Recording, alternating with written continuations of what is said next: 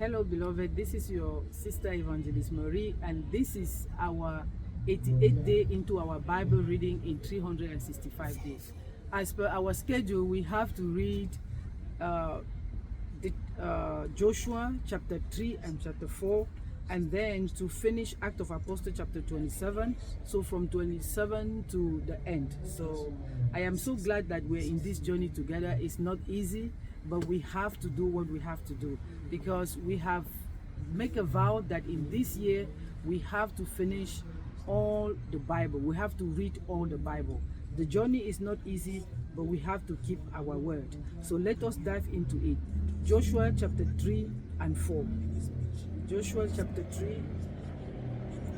Joshua chapter 3 and chapter 4. So in Joshua chapter 3, this is where Joshua called the children of Israel and then asked them to get ready, because they were about to cross the river Jordan to go and possess their position. So in verse 5, and Joshua said to the people, sanctify yourself, for tomorrow the Lord will do wonders among you. So there is a way to allow God to work in your life. The sanctification is the key, because even with Moses, he said to even Abraham, he said, walk before me and be blameless. So sanctification is the key also. In verse 7, and the Lord said to Joshua, this day I will begin to exalt you in the sight of all Israel, that they may know that as I was with Moses, so I will be with you. So again, to confirm that he is the one that chose Joshua to walk with the children of Israel. And in chapter 4, it was the memorial and the stone.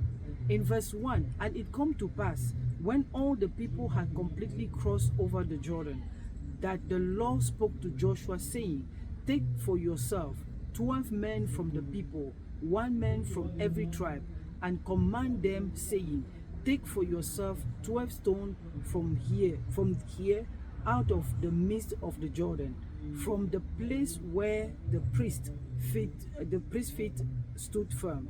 You shall carry them over with you and leave them in the lodging place where you lodge tonight. Then Joshua called the 12. So it was just a memorial, so that they will remember that the Lord made them cross the river Jordan barefoot and nothing happened to them. So that was also about what the Lord did for them, and they crossed the river Jordan with no problem.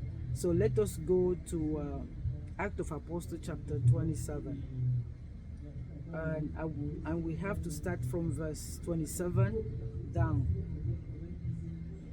So verse 27 down. So now it was about, you remember that Paul was still in the ship when he was going to face trial with the king that he have called upon, because he said that he appealed to Caesar. So he was still on his way going to appeal front of Caesar, and then we know what happened. And in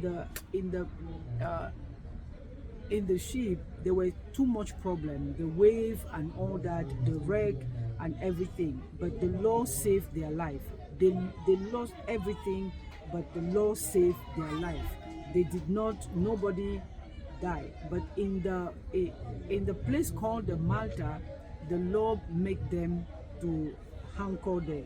But then still there was still a problem, and the soldier plan was to kill the prisoner, lest any of them should swim away and escape. But the centurion, waiting to save Paul, kept them from their purpose, and commanded that those who could swim should jump overboard first and get to the land, and the rest, some on boats and some on part of the ship. And so it was that they all escaped safely to the land, because it reached a point that they were not able to save anybody, and then they were so scared that maybe if they allow the prisoner to maybe jump on the river to swim, maybe they will run. But because someone was, like one of the soldier or the centurion was really loving Paul, and he did not allow that to happen, and he saved Paul. By saving Paul, he saved also the rest of the prisoner. So this was the story of Paul, and it's not the end.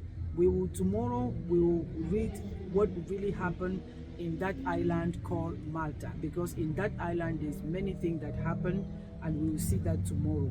So tomorrow, as per our schedule, tomorrow be the 30th, we will read Joshua chapter 5 and chapter 6, and we will read Act of Apostles chapter 28 to verse 1 to 16.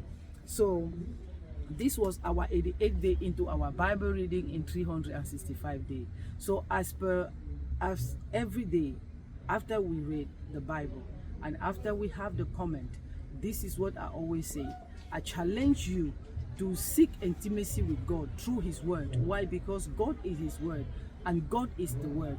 And I challenge you again to know God by yourself through His Word, because God is His Word and God is the Word. There is no other place to know God than His Word. So always read the Bible. Read the Bible day and night, and by then you will fulfill the goodness of the Lord in your life. You will fulfill the plan of the Lord in your life.